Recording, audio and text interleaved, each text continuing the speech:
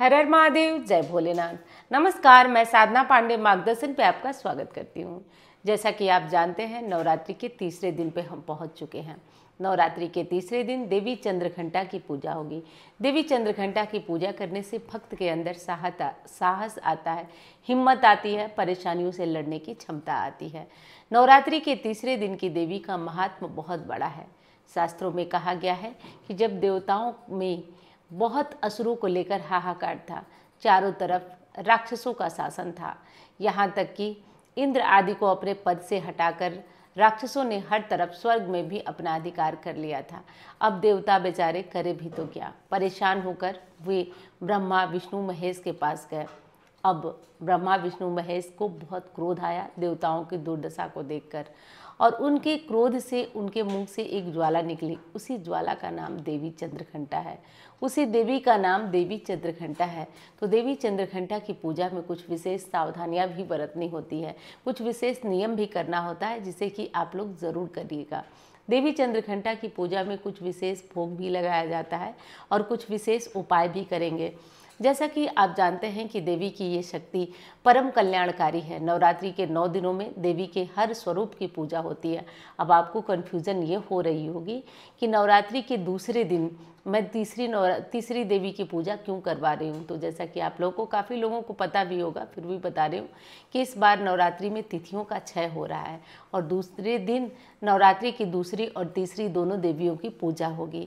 और ऐसा करने से ही हमारा जो नवरात्रि है वो 9 दिनों का, मतलब 9 देवियों के लिए पूर्ण हो पाएगा। तो तिथि के क्षय होने के कारण एक दिन 2 देवियों की पूजा हो रही है। जैसा कि जानते हैं, नवरात्रि में हर दिन हर देवी की पूजा मैं आपको बता रही हूँ, आप कर भी रहे हैं। तो जैसा कि देवी चंद्रघंटा की पूजा के लिए सुबह में जल्दी आपको जग जाना है। सुबह में जल्दी जगेंगे तो मन आपका एकाग्र रहेगा, दिन भर भागा भागी रहेगी, आपको काम की जल्दी रहेगी। और उससे भी बड़ी समस्या कि नवरात्रि में जो देवी की पूजा है, आराधना है, उसके लिए एकांत जो समय होता है और जो सबसे उत्तम समय होता है वो ब्रह्म मुहूर्त का होता है। तो कोशिश करिए, प्रयास करिए कि जल्दी जगें। जल्दी जगने के बाद आप देवी की विधि विधान से पहले पूरी तरह से जो आपका मंदिर है या जहां आप चौकी लगाए हैं वहां थोड़ी साफ सफाई कर लीजिए।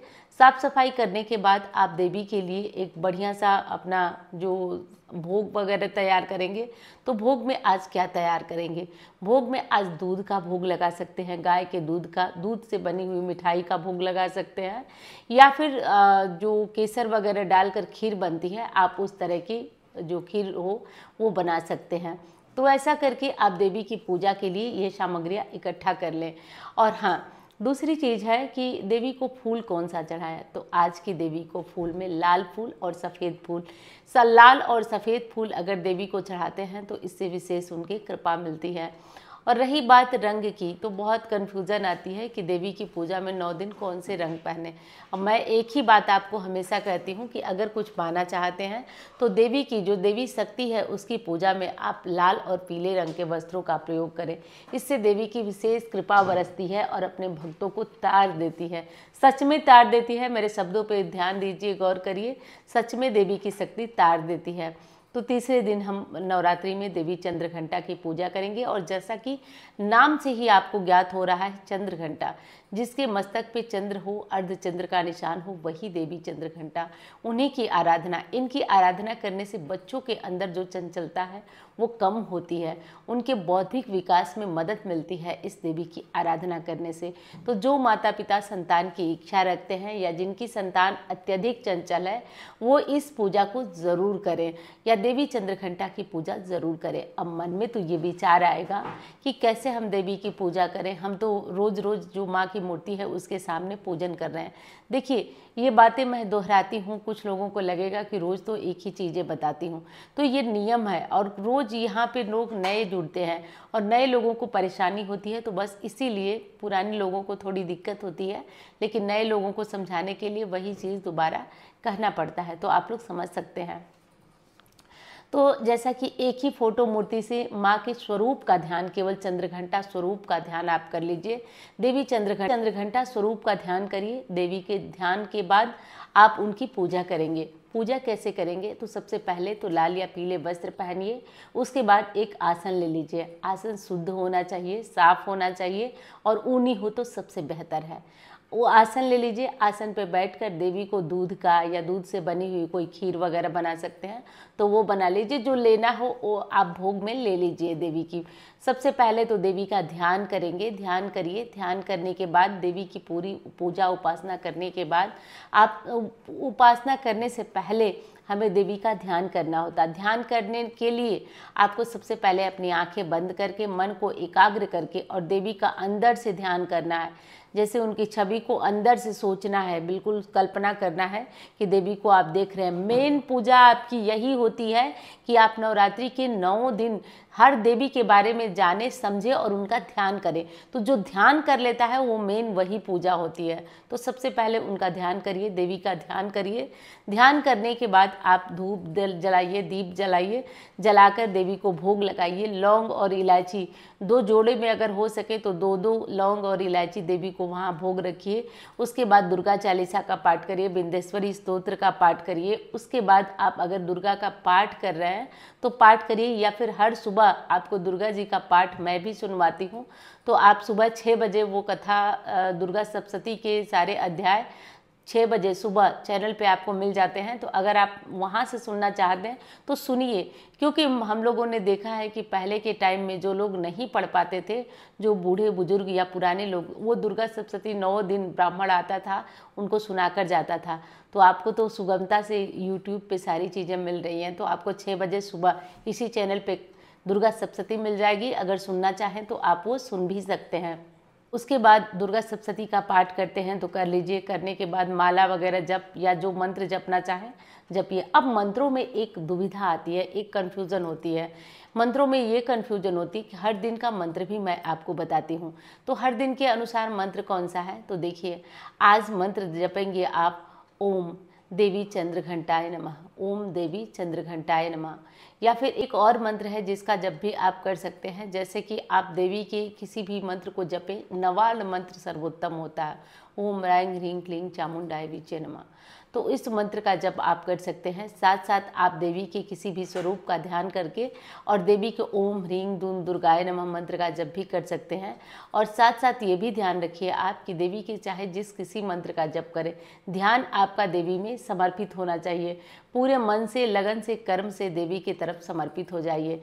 तो ये सारे कार्य करिए। मैं उम्मीद करती हूँ कि ये सारे कार्य आप बड़े आराम से कर लेंगे। अब आज उपाय क्या करना है, तो देखिए दोस्तों, आज सुबह से लेकर शाम तक आज 2-2 देवियों की पूजा है, तो दोनों एक साथ कर लीजिएगा। सुबह से लेकर शाम तक किसी भी समय आप एक काम करिएगा, एक पान का ताज़ा पत्ता लाइएगा। हालांकि लाइव में मैं ये उपाय बता चुकी हूँ, फिर भी मेरा काम है बताना। और आज तीसरे दिन बहुत पावरफुल होता है ये उपाय, तो तीसरे दिन मैं आपको बता रही हूँ। तो एक पान का पत्ता लाइएगा, पान के पत्ते पर एक बतासा रखिएगा। बतासे के ऊपर थोड़ा सा आप, मतलब थोड़ा सा तो नहीं, 2 लौंग रख दीजिएगा, 2 इलायची रख दीजिएगा और एक जो गुलाब का फूल होता है वो रख दीजिएगा। वो रख करके देवी को समर्पित करिएगा, देवी दुर्गा को चढ़ाइएगा। और चढ़ाने के बाद ऐसा होगा कि आपका शुक्र मजबूत, फूल चढ़ाने का मतलब देवी को लाल फूल पान के पत्ते पर समर्पित करते हैं तो शुक्र की कंडीशन चाहे जो भी हो, आप घर में सुख सुविधा नहीं है, आपकी गाड़ी लेना चाहते हैं, आप कुछ करना चाहते हैं, सारे पैसे आपके बेकार में चले जाते हैं, वो पैसे आपके सेव हो गए, बचेंगे, जिससे आप अपनी मनवांछित चीज़ें खरीद सकते हैं। तो ये कर लीजिए।